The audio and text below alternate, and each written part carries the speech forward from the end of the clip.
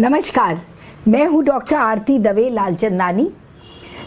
आप लोगों का इतना प्यार देकर, इतना ओवरवेलमिंग रिस्पांस देकर अपने YouTube वीडियो का मैं बहुत प्रोत्साहित होती हूँ कि आपके लिए इसी तरह के YouTube वीडियोस बनाऊँ और जो आपके काम के टॉपिक हों और हार्ट के बारे में इवन कॉमन मैन को इतना नॉलेज हो कि वो अपने हार्ट की समस्या को एक तो इमीडिएटली मैनेज कर पाए, समझ पाए, कब क्रिटिकल है कब सीरियस है ये भी जान पाए और इलाज करने का चॉइस उसके पास रहे, न कि किसी डॉक्टर या किसी इंस्टीट्यूशन के पास।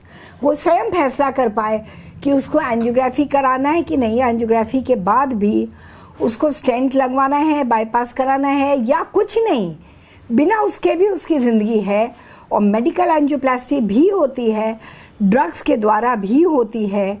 और मैं जैसा पहले वीडियोस में बताया है, मेडिकल रिवास्कुलराइजेशन GP2B3A इनहिबिटर के स्लो इन्फ्यूजन से करती हूँ और उसके साथ ही बहुत सारे कोमॉर्बिडिटीज़, प्रिवेंशन, लाइफस्टाइल चेंजेस बताकर और एक रेगुलर अच्छी एक्टिविटी, डाइट, न्यूट्रिशन एडवाइस करके आपको हृदय रोगों से क्योर भी करती हूँ। तो आज मैं एक बहुत कॉमन भ्रम जो होता है लोगों को और जो आप बहुत मूवीज़ में देखते हैं उसके बारे में बताएंगे।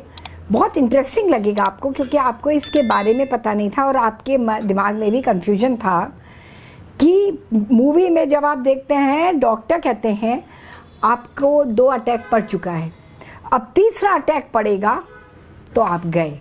और ये भ्रम रहता है कि 2 अटैक के बाद तीसरा अटैक पड़ना वो जानलेवा होता है। तो ये क्या होता है, क्या ये सच है? पहली बात तो ये बिल्कुल सच नहीं है और ऐसी कोई चीज़ नहीं होती कि 1 अटैक और 2 अटैक और गिनती करते जाएं। ऐसा कोई गिनती नहीं होती अटैक की। क्यों? क्योंकि जो कोरोनरी आर्टरी डिजीज़ होती है, कोरोनरी आर्टरी, पहली बात क्या होती है, कोरोनरी आर्टरी हमारे हार्ट को ब्लड सप्लाई करती हैं। वो 3 मेजर आर्टरीज होती हैं और वो ब्लड सप्लाई करती हैं। हार्ट एक स्वयं ऑर्गन है जिसको खुद भी अंदर ब्लड होते हुए भी उसके मांसपेशी जिससे बना है, उसके मसल्स को भी ब्लड सप्लाई की ज़रूरत होती है और वो कोरोनरी आर्टरी द्वारा होती है। और मेजरली तो 3 होते हैं जिसके बारे में आपको बताया जाता है कि आपके 3 आर्टरी में से कितने ब्लॉक्ड हैं। सिंगल वेसल डिजीज़ है, डबल है कि 3 vessel disease, triple vessel disease है, तो ये आपको बताया जाता है। तो एक तो होती है लेफ़्ट मेन आर्टरी जो आती है, फिर वो डिवाइड करती है लेफ़्ट सर्कमफ्लेक्स, लेफ़्ट साइड जाके, और लेफ़्ट मेन आगे लेफ़्ट एंटीरियर डिसेंडिंग ब्रांच देती है। तो तीसरी ब्रांच होती है राइट कोरोनरी आर्टरी। तो ये मिला के इन आर्टरीज़ को में अगर तीनों अफेक्टेड है तो उसी को ट्रिपल वेसल डिजीज़ कहते हैं। अब हार्ट अटैक किसको कहते हैं? जब ये आर्टरी जो ब्लड सप्लाई कर रही है हार्ट के मसल को, ये आर्टरी कहीं भी जाके कम्प्लीटली ब्लॉक हो जाए, ऑक्लूडेड हो जाए और बिल्कुल इसका रास्ता बंद हो जाए, तब उसके आगे का जो टिश्यू है, हार्ट टिश्यू, उसको कोई ब्लड नहीं मिलता और वो डेड हो जाता है। उसको बोलते हैं हार्ट अटैक या मायोकार्डियल इन्फार्क्शन। कभी कभी क्या होता है कि ये ब्लॉकेज की वजह से नैरो हो जाती है। नैरो होने की वजह से ब्लड सप्लाई की कमी होती है हार्ट मसल में, और हार्ट मसल की जब एक्टिविटी होती है, जब हम चलते हैं, दौड़ते हैं, बात करते हैं, इमोशनली अपसेट होते हैं, स्ट्रेस्ड होते हैं, तो ये हार्ट मसल को ज़्यादा ब्लड सप्लाई की ज़रूरत होती है। लेकिन क्योंकि आर्टरी नैरोड है, ब्लॉक्ड है या कंस्ट्रिक्टेड है, स्पाज़म में चला गया, तो उसमें ब्लड सप्लाई कमी होती है तो सीने में दर्द होता है, उसको बोलते हैं एंजाइना। तो ये हुआ एंजाइना जिसमें कि सीने में दर्द होता है लेकिन हार्ट मसल टिश्यू की डेथ नहीं होती। अब एंजाइना और हार्ट अटैक में कैसे फ़र्क करें? जब हार्ट अटैक होता है तो वो दर्द बहुत तेज होता है, इतना असहनीय होता है और लंबा चलता है। जबकि एंजाइना 3 से 8 मिनट चलता है, लेकिन हार्ट अटैक का दर्द 20 मिनट, आधा घंटे तक चलता है। और जब वो हार्ट टिश्यू बिल्कुल एक जगह से डेड हो जाए तब जाके वो पेन रिलीव होता है, उसकी ब्लड सप्लाई ख़त्म हो जाती है, वो इतना हिस्सा कट जाता है, तब वो एक तरीके से जैसे आपके हार्ट का हिस्सा ही नहीं रहा, तो आपका दर्द भी ख़त्म हो जाता है, रिलीफ हो जाता है। तो एक तो ऐसे डिफ्रेंशिएट करते हैं हार्ट अटैक में या एंजाइना में। बहुत ज़्यादा दर्द होना, बहुत पसीना आना, इतना दर्द कि असहनीय कि आपको लगेगा कि अब हम बचेंगे नहीं, असहनीय दर्द, वो हार्ट अटैक होता है। एंजाइना तो आप चल रहे हैं, दर्द हुआ, रेस्ट करेंगे ठीक हो जाएगा, या आपको कोई ऐसी खबर लगी अच्छी या बुरी, आप एक्साइटेड हुए, फिर आपको एंजाइना हुआ, आपने आप को कंट्रोल कर लिया या बैठ गए, रेस्ट किया, तो एंजाइना गायब हो गया, तो ये है एंजाइना। लेकिन अभी हम लोग को मालूम है हार्ट अटैक बहुत तरह का होता है, और हार्ट के ब्लड सप्लाई टोटल रुकने के बाद भी थ्रोम्बोलिटिक दवाई जो लगाते हैं, क्लॉट गलाने की दवाई, अगर विंडो पीरियड में लगाएंगे, 2 घंटे के अंदर लगाएं प्रेफरेबली, नहीं तो 12 घंटे के अंदर अगर लगाते हैं तो टोटली रिवर्सिबल होता है, ब्लॉक खुल जाता है और वो हार्ट मसल सर्वाइव करता है। उसकी ब्लड सप्लाई रुकने के बाद भी वो रिवाइव होके वो मसल फिर एक्टिव हो जाता है और मायोकार्डियल इंफार्क्शन, टोटल ट्रांसम्यूरल नहीं होता। तो इस तरह के भी हार्ट अटैक होते हैं। हार्ट अटैक लूजली उसको भी बोलते हैं जब टोटल ब्लॉकेज नहीं हुआ, लेकिन सीने में बहुत तेज दर्द हुआ, भारीपन हुआ, एकदम कस गया, एकदम जान निकलने जैसे दर्द हुआ, और फिर भी ईसीजी में चेंजेस आए, वो भी जिसको बोलते हैं जो एसटीटी चेंजेस आए, टी वेव आए, वो ST depression, T wave inversion, ST elevation नहीं आया, नॉन एसटी एलिवेशन एमआई, एनएसटेमआई हुआ।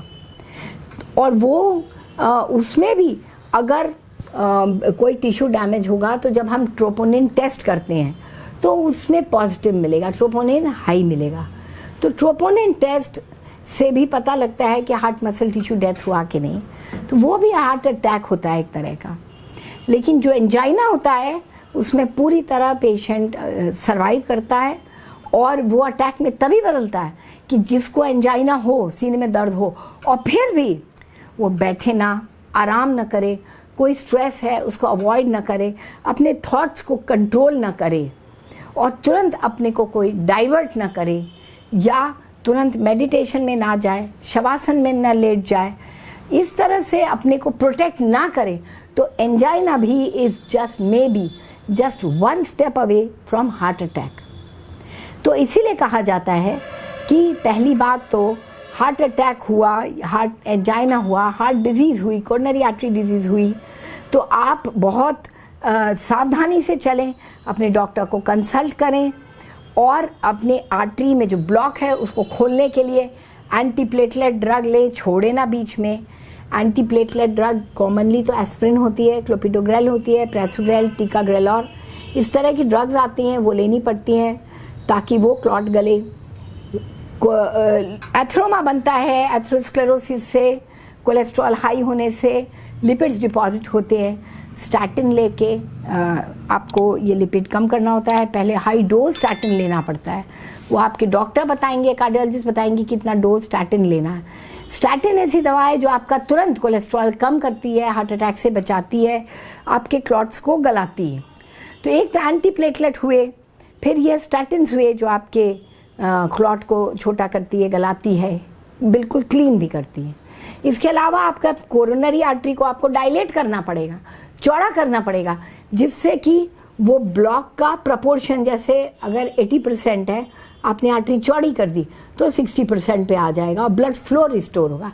तो कोरोनरी आर्टरी वेजोडाइलेटर, नाइट्रेट्स होते हैं, ग्लिसरॉल ट्राई नाइट्रेट कंपाउंड आते हैं अलग अलग नाम से, वो लेने पड़ते हैं ताकि ये।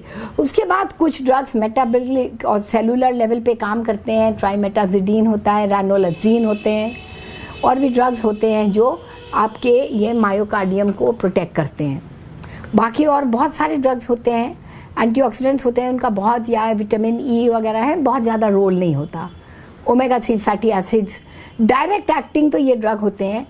एक और बहुत ज़रूरी दवा आपके डॉक्टर दें, कभी ना छोड़िए, ये तो मत छोड़िए, antiplatelet, anti statin, statin anti cholesterol drugs, coronary vasodilator ये तो मत छोड़िए, लेकिन एक बहुत इंपॉर्टेंट ग्रुप ऑफ ड्रग है बीटा ब्लॉकर जिसको बोलते हैं, वो भी आपको हार्ट अटैक से प्रोटेक्ट करता है, आपके अटैक को रिवर्स भी करता है।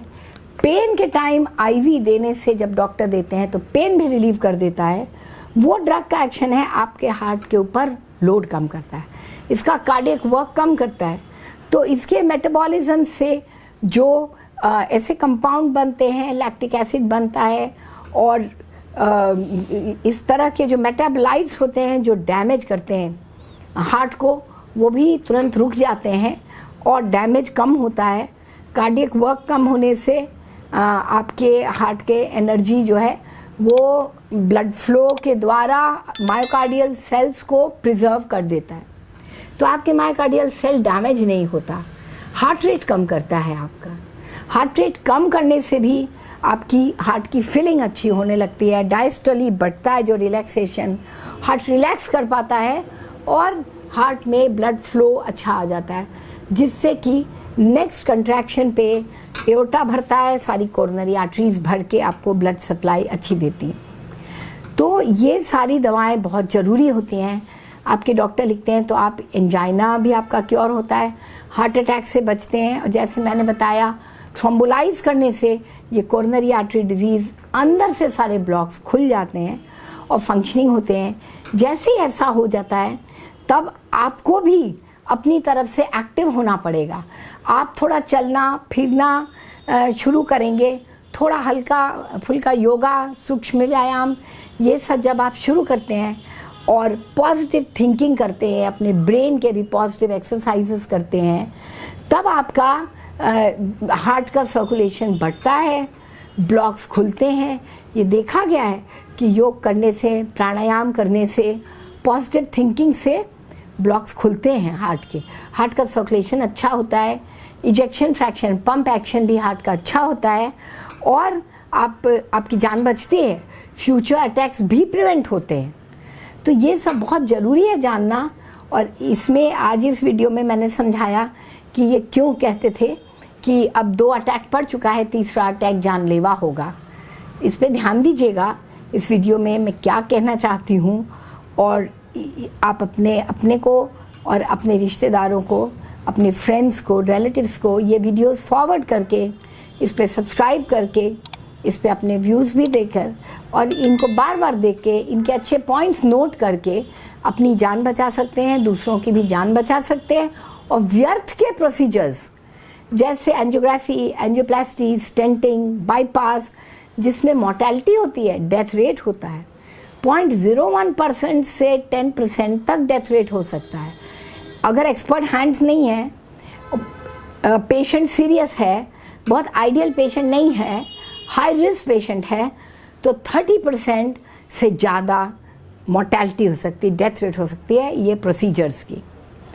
तो इसी के साथ ही आप लोग ये सब वीडियो देख के, मेरा मकसद सिर्फ ये है कि आप YouTube पे देखकर अपने को स्वस्थ रखें, अपना ज्ञान बढ़ाएं और सबकी आप समाज सेवा करें। लोक संग्रह का काम है। धन्यवाद।